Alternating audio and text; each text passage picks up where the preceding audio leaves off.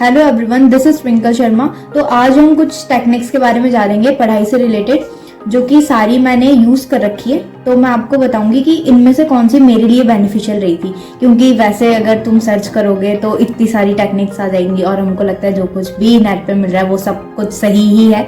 मैंने भी कुछ ऐसे ही सोचा था और यही सोच के मैंने सबको फॉलो किया था। तो मैंने सबको फॉलो किया, तो मैं नहीं चाहती तुम्हारा टाइम वेस्ट हो, सबको फॉलो करो। तो जो एक्चुअल में सही है, जो काम करी थी, मेरे लिए काम करी थी, वैसे ज़रूरी नहीं जो मेरे लिए भी काम करे वो सबके लिए काम करे, पर फिर भी जो मेरे लिए काम करी थी वो मैं आपको बताऊंगी। तो स्टार्ट करते हैं।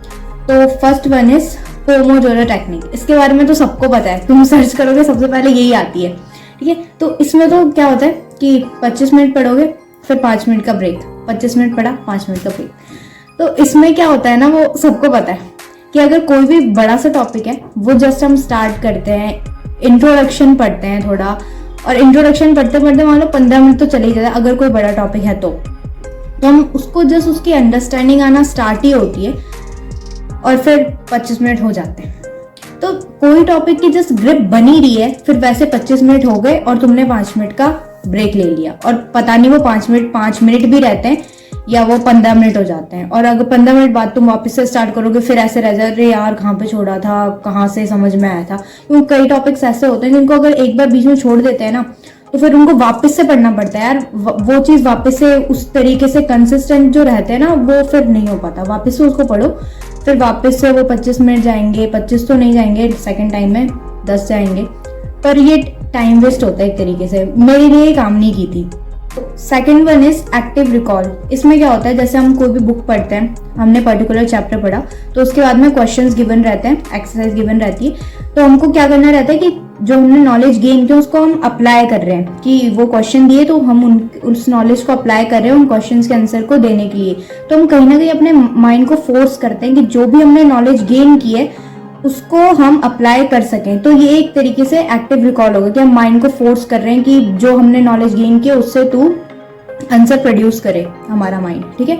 तो एक्टिव रिकॉल यही होता है। इसको हम माइंड मैप्स के जरिए भी कर सकते हैं, फ्लैश कार्ड के जरिए भी कर सकते हैं कि हमने कोई टॉपिक हो गया, हमने खुद उसके कोई क्वेश्चंस बना लिए और टॉपिक के साइड में उसको पेस्ट कर दिया, तो फ्लैश कार्ड के जरिए कर सकते हैं। माइंड मैप्स हो गए, और हम अपने फ्रेंड से भी कॉन्वर्सेशन करते टाइम किसी टॉपिक के बारे, पर्टिकुलर टॉपिक के बारे में डिस्कस करते हुए भी उस क्वेश्चंस के बारे में डिस्कस कर सकते हैं। मतलब जो भी हमने नॉलेज गेन की है उससे क्वेश्चंस को आंसर करना, this is what called active recall. और ये मेरे लिए काम की है और ये सबके लिए काम करेगी, क्योंकि ये तो बेसिक ही है कि जो भी हमने नॉलेज गेन किया तो हम उसका हम आंसर दे रहे हैं, तो उससे हमारा कहीं ना कहीं रिवीजन भी हो रहा है। और हम एक क्वेश्चन का आंसर देते हैं ना, मानो वो कुछ टॉपिक से रिलेटेड सिर्फ छोटा सा आंसर बन रहा है उस क्वेश्चन का, तो उस आंसर से रिलेटेड ही ना पूरी स्टोरी एक सामने आ जाती है कि अच्छा ऐसा ऐसा करके था पूरा। मतलब एक आंसर हमने जस्ट दिया, पर फिर भी उससे पूरी स्टोरी हमारे सामने आ जाती है। आई होप मैंने जो बोला तुम्हें समझ में आया होगा। पर this is what called active recall, मतलब to in a short way that पूरी चीज़ें जो है वो हमको रिवाइज हो जाती हैं, ठीक है। तो हमको बस क्या करना है, हमको बस टेस्टिंग करनी है। जो चैप्टर पढ़ा या कोई भी टॉपिक पढ़ा तो उससे क्वेश्चन से हमको क्वेश्चंस के हमें आंसर देने हैं। This is what called active recall, और ये बेनिफिशियल है।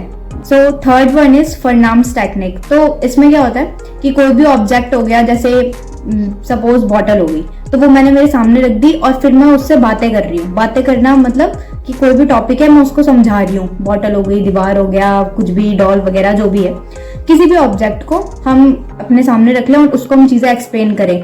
तो इससे क्या होता है कि जो भी हमारे लैगिंग पॉइंट है ना, मतलब जो हमको नहीं आ रहा है, हम जैसे हम कोई चीज़ अपने फ्रेंड को भी एक्सप्लेन करते हैं तो हमको वो चीज़ ऐसे हिट करती है ना कि यार ये चीज़ मेरे को आ नहीं रही, अब इसको कैसे समझाऊं।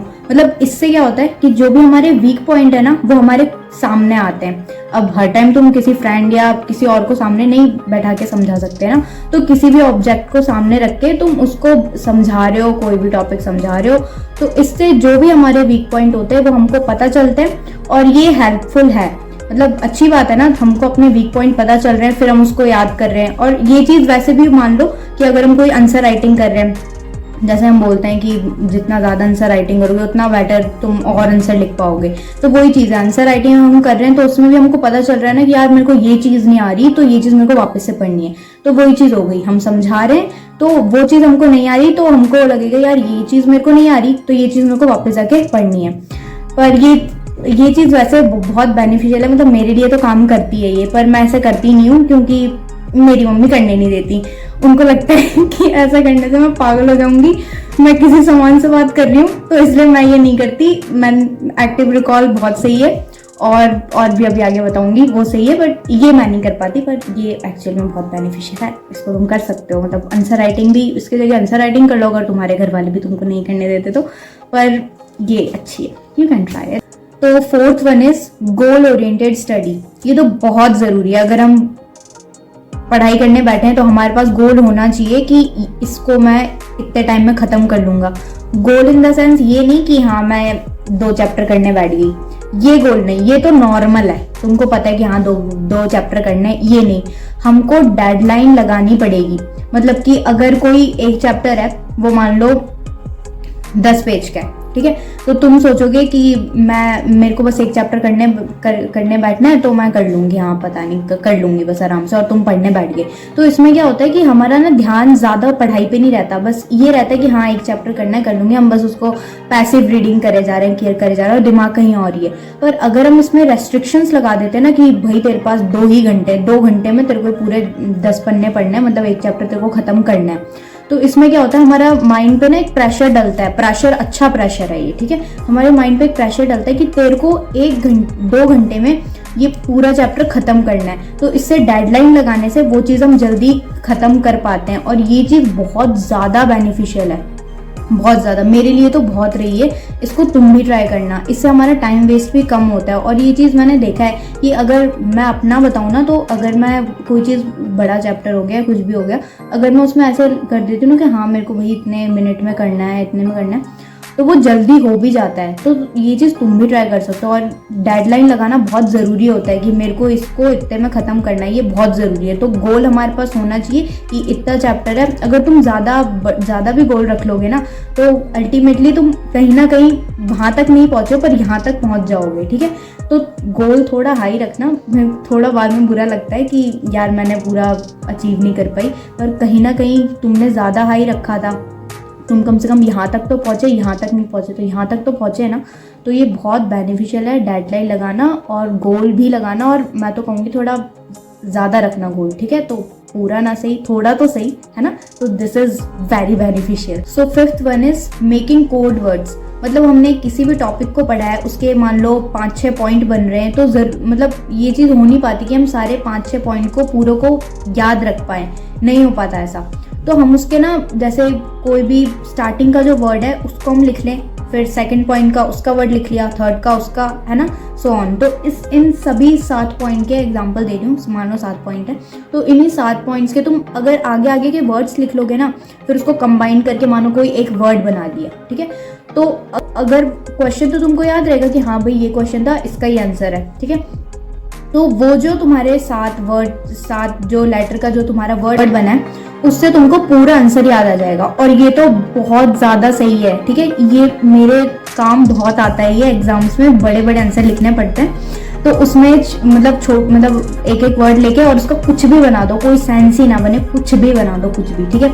जैसे कि अगर मैं एग्जाम्पल दूँ, अगर जो बुद्धिज्म फिलॉसफी है, तो उसमें क्या होता है 8 नॉर्म्स होते हैं, जो कि बुद्धा ने 8 नॉर्म्स दिए थे, उनकी टीचिंग्स है 8 नॉर्म्स, जो ह्यूमैनिटी के हैं या आर्ट्स बैकग्राउंड से उनको पता होगा, है ना। तो उसके 8 नॉर्म्स होते हैं। तो उसमें क्या होता है कि अब 8 नॉर्म्स ऐसे याद करना इजी नहीं होता, मतलब पूरे याद नहीं आ पाते, अगर हम याद भी कर लें तो एग्जाम में कई बार नहीं आ पाते याद, ठीक है।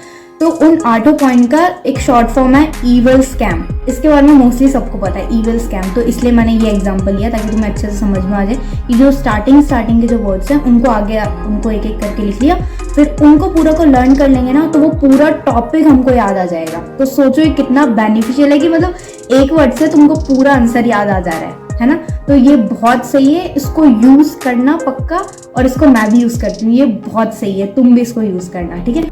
So last one is, and the most dangerous, studying in a group with your friends. इसके बारे में तो सबको ही पता है कि असलियत में कैसी हम पढ़ाई करते हैं फ्रेंड्स के साथ में, जो घर से सोच के जाते हैं कि हम भाई पूरा सिलेबस है, इसको तो पूरा खत्म करके आ जाएंगे, कल ही पेपर है, बस आज पूरा पढ़ के हम टॉपर, ये सब जो सोच के जाते हैं और मम्मी को मनाते हैं कि मम्मी देखो ऐसी कुछ बातें हैं जो पढ़ाई के टॉपिक्स मेरे को नहीं आ रहे और उसको नहीं आ, जो मेरे को नहीं आते वो उसको आते हैं और जो उसको नहीं आते वो मेरे को आते हैं, तो हम एक दूसरे को समझा देंगे और मम्मी हमारा पूरा सिलेबस खत्म हो जाएगा और आप चिंता मत करो, पढ़ने जाने तो दोस्तों में बहुत अच्छी पढ़ाई होती है। ऐसे समझा के मम्मी को जाते हैं, फिर चले जाते हैं। फिर वहाँ पे स्टार्टिंग में तो बहुत क्रेज रहता है कि भाई हम पूरा पढ़ेंगे, आ जा भाई पढ़ते हैं, हम पूरा स्टार्ट कर दिया पढ़ना।